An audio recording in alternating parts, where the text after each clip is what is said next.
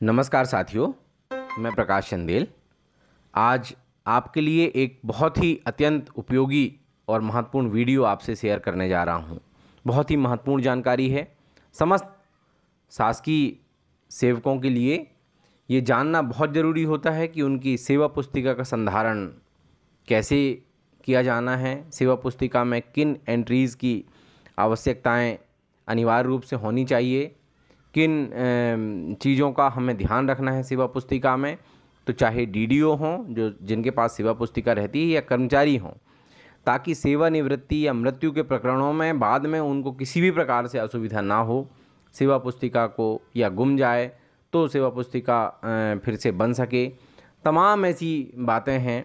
सेवा पुस्तिका में कौन कौन से बिंदु होना चाहिए जिन्हें हमें अनिवार्य रूप से चेक करना होता है, इसका संधारण कैसे किया जाना है, आज मैं आपको इस वीडियो के माध्यम से बताने वाला हूं, जो आप सभी के लिए बहुत ही महत्वपूर्ण होने वाला है। कृपया वीडियो को अंत तक ज़रूर देखें और अपने सभी साथी कर्मचारियों, अधिकारियों को ज़रूर शेयर करें। तो हम देखेंगे कि शासकीय सेवकों के सेवा पुस्तिका के संधारण के संबंध में, जैसा कि आप सभी को विदित है, सेवा पुस्तिका प्रत्येक शासकीय सेवक का एक अति महत्वपूर्ण अभिलेख है, जिसमें शासकीय सेवक के सेवा काल में घटित प्रत्येक घटना यथा नियुक्ति, पदोन्नति, वेतन का उन्नयन, वेतन निर्धारण, स्थानांतरण, दंड आदि की प्रविष्टि की जाती है।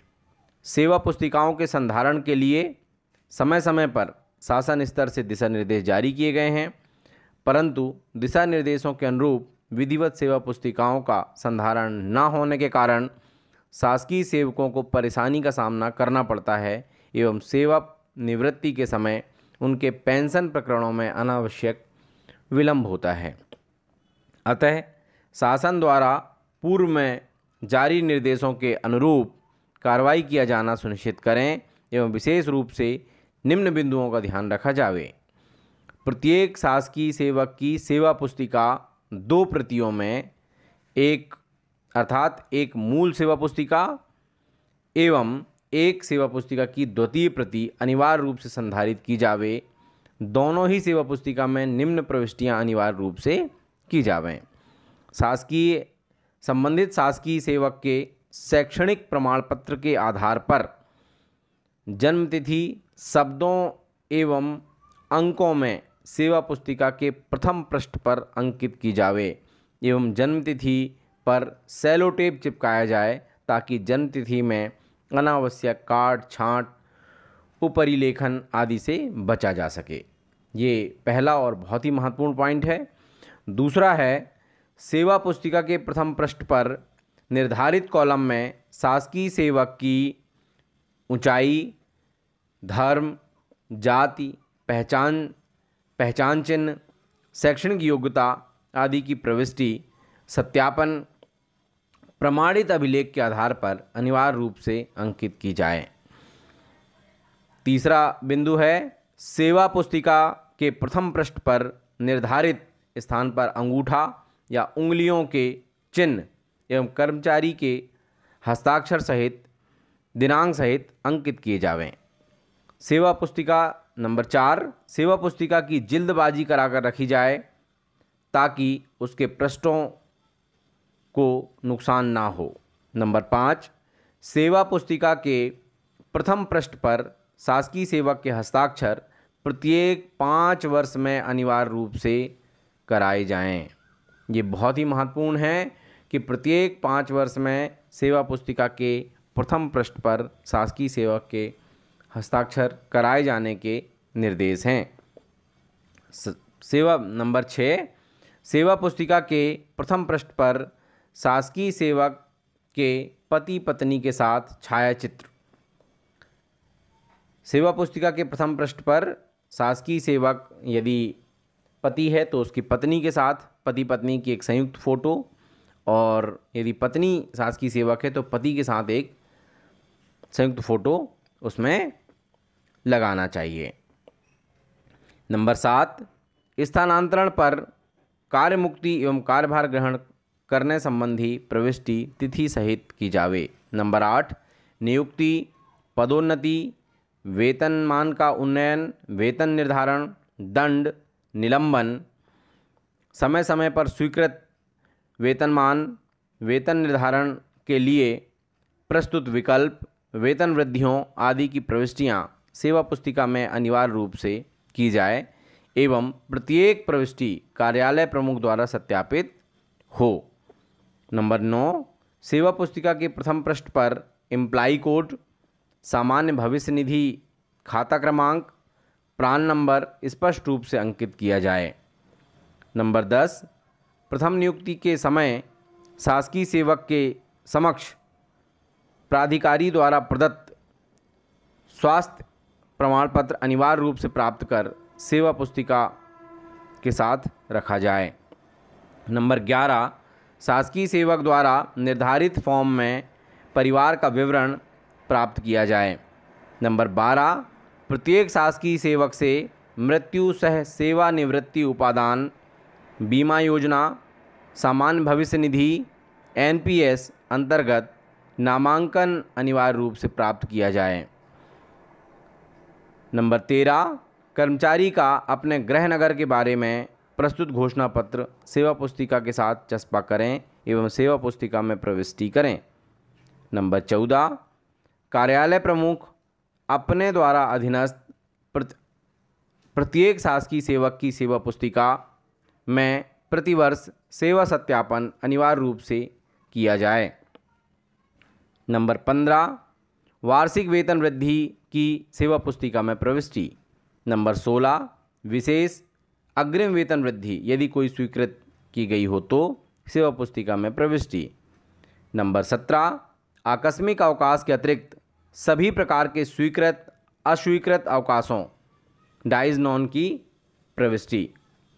नंबर 18, सेवा पुस्तिका के निर्धारण फॉर्म 2 अवकाश लेखा प्रपत्र में अर्जित अवकाश लघुकृत अवकाश का लेखा निर्धारित कॉलमों में प्रविष्टियां अनिवार्यतः की जाएं। नंबर 19, विशेष उपलब्धि, राज्य स्तरीय पुरस्कार, राज्य की ओर से सम्मान आदि का भी सेवा पुस्तिका में उल्लेख किया जाए। ये था प्रथम प्राथमिकता के महत्वपूर्ण निर्देश। अब नंबर ये जो 19 निर्देश हैं जिन जिन चीज़ों को हमें महत्वपूर्ण तरीके से देखना है और पूर्ण करना है। अगला निर्देश है, जन्मतिथि में काट छांट या उपरिलेखन ध्यान में आने पर तत्काल नियमानुसार मान्यता प्राप्त करने की कार्रवाई की जाए। नंबर 3, प्रत्येक कार्यालय में सेवा पुस्तिका का भौतिक सत्यापन किसी राजपत्रित अधिकारी द्वारा प्रतिमाह किया जाना चाहिए। भौतिक सत्यापन के समय सत्यापन करने वाले अधिकारी विशेष रूप से बिंदु क्रमांक 1 में उल्लिखित समस्त 19 बिंदुओं के परिप्रेक्ष्य में सेवा पुस्तिका का परीक्षण करें। वित्त विभाग के निर्देशानुसार सेवा पुस्तिका डिजिटल रिकॉर्ड के रूप में भी रखी जाए और प्रत्येक कर्मचारी की पूर्ण जानकारी कंप्यूटर में सुरक्षित रखी जाए, जिससे सेवा पुस्तिका गुम होने की स्थिति में पुनः निर्माण हो सके।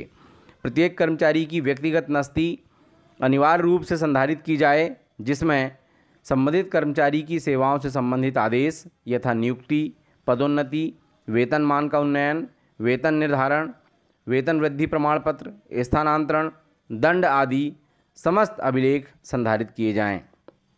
शासकीय सेवक यदि निलंबित किया गया है तो निलंबन अवधि का निराकरण करते समय निलंबन अवधि को कर्तव्य अवधि मान्य किया गया है अथवा नहीं का स्पष्ट उल्लेख किया जाए।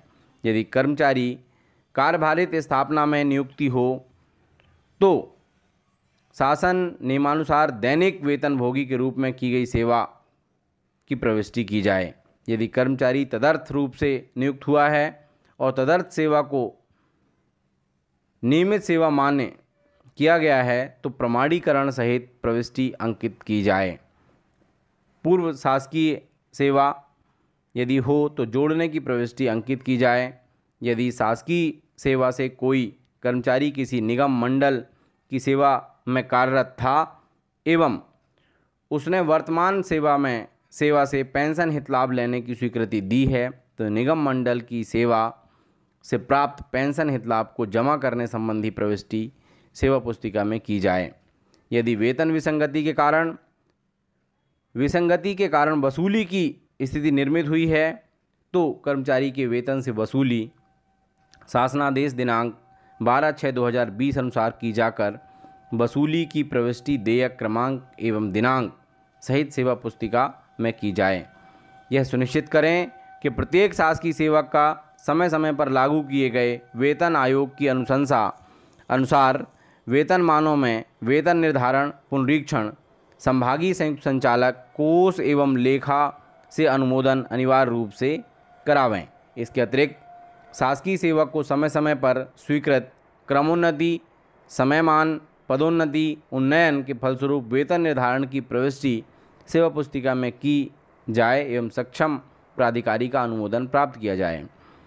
तो ये बहुत ही महत्वपूर्ण निर्देश हैं जो प्रत्येक शासकीय सेवक के लिए अत्यंत महत्वपूर्ण है उसकी जानकारी के लिए, ताकि सेवानिवृत्ति के उपरांत उसे किसी भी प्रकार से असुविधा उसके आर्थिक भुगतानों के संबंध में ना हो। कृपया आपने इस वीडियो को देखा और अपने और साथियों को इसको भेजिए ताकि सभी सेवा पुस्तिका के बारे में जानकारी प्राप्त कर सकें। धन्यवाद साथियों।